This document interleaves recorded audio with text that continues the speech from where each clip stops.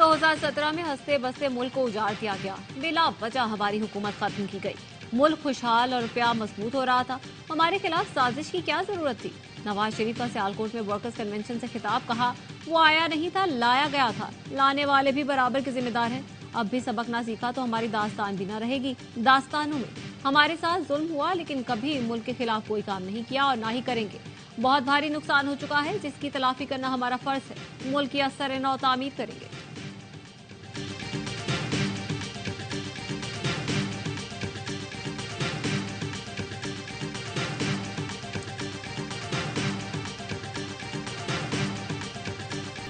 पाक फौज के 2 रिटायर्ड अफसरान का फील्ड जनरल कोर्ट मार्शल। फौजी एहलकारों को बगावत पर उकसाने का जुर्म साबित होने पर मेजर रिटायर्ड आदिल फारूक राजा और कैप्टन रिटायर्ड हैदर रजा मेहदी को कैद बामुशक्कत की सजा सुनाई गई।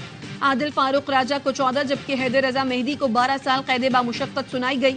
ISPR के मुताबिक सजा के तहत 21 नवंबर 2023 से दोनों अफसरान के रैंक जब्त कर लिए गए।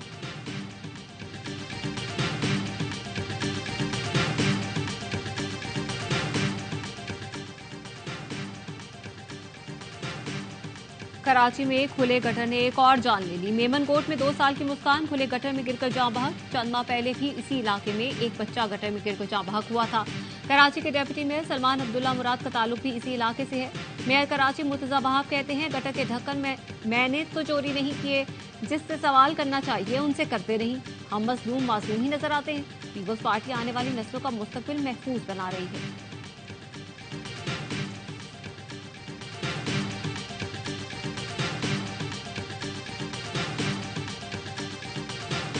कराची में एक और खौफनाक आग, 11 अफराद जाँ बहक, 4 जख्मी, एक की हालत तशवीशनाक। आग राशिद मिन्हास रोड पर वाक़ शॉपिंग मॉल के 6ठे फ्लोर पर लगी, जिसने 4थे और 5वें फ्लोर को भी लपेट में ले लिया। 45 अफराद को रेस्क्यू किया गया। फायर ब्रिगेड ने 4.5 घंटे की जिद्दोजहद के बाद आग पर काबू पाया। चीफ फायर ऑफिसर ने बताया, इमारत में आग बुझाने के आलात थे, न ही बाहर निकलने का कोई हंगामी रास्ता।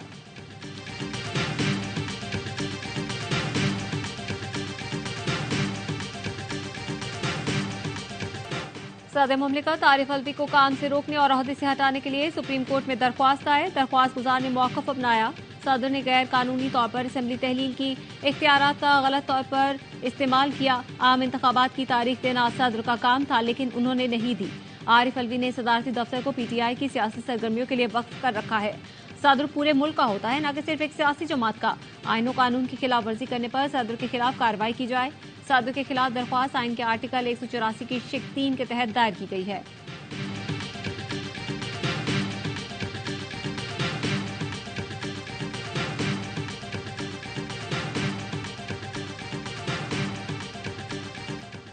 रियासत मुखालिफ तकरीर केस में मुस्लिम लीग नून की रहनुमा मरियम औरंगजेब की नाकाबिल जमानत वारंट जारी।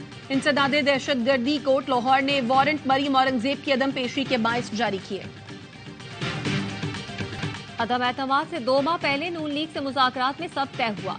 शहबाज शरीफ ने जो वादा किया पूरा किया। हमने तहिया कर रखा था कि चेयरमैन PTI को वजीर आजम नहीं रहने देना।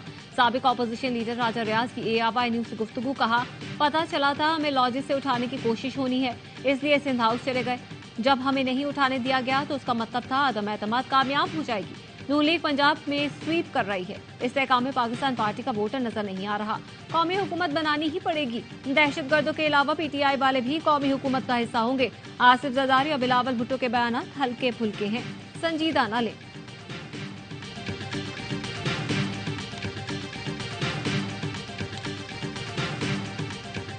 इलेक्शन कमीशन ने तमाम पार्टियों को लेवल प्लेइंग फील्ड मुहैया करने का हुक्म दिया। तामील नहीं हो रही। दीरबाला में PTI के वर्कर्स कन्वेंशन को KP पुलिस सबूताज करने में मसरूफ है।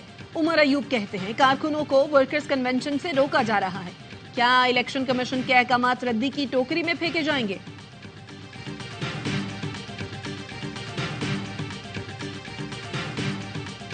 गजा जंग में वक्फे का दूसरा रोज आज भी हमास और इसराइली फोर्सेस में कैदियों का तबादला होगा।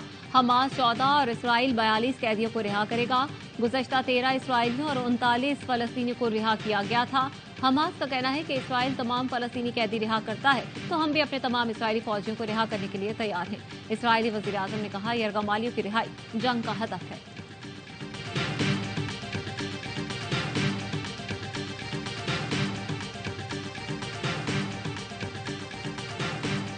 मगरबी हवाओं का सिस्टम बलूचिस्तान में दाखिल, गवादर में बादल बरस पड़े।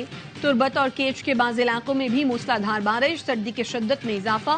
बलूचिस्तान में दाखिल होने वाला मगरबी हवाओं का सिलसिला सिंध में भी अपना असर दिखाएगा। कराची में आज और कल गरज चमक के साथ बादल बरसने का इम्कान।